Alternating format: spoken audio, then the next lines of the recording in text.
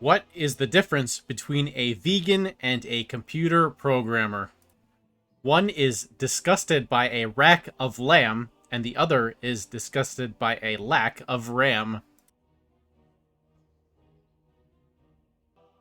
It's Mike with Iceberg Gaming. In today's video, I'm going to be going over my top 5 markets that seem to be the least impacted by the 9.2.7 auction house merger to the region-wide auction house.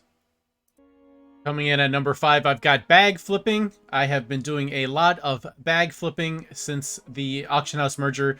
A lot of the materials have gone to hell, so you can pick them up very cheaply. I personally am doing shrouded cloth bags.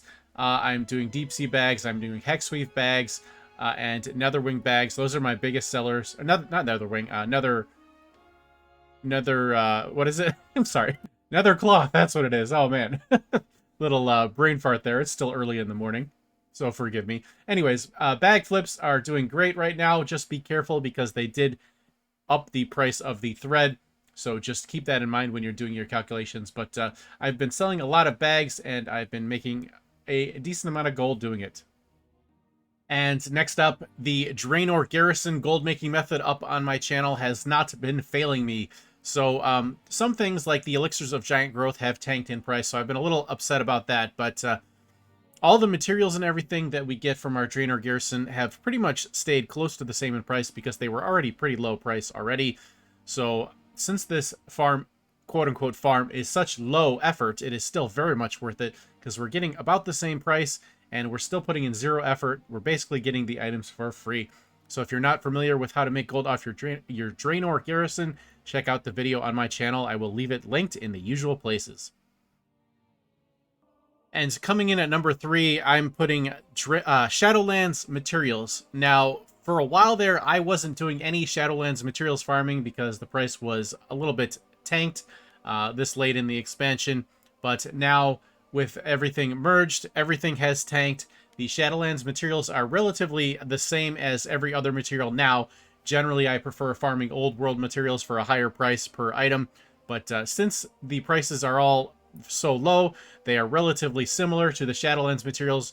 So doing Shadowlands materials will get you a lot faster sales because there is such higher demand. So that makes it edge out old world materials a little bit, depending on your price and how many items you can farm up per time period.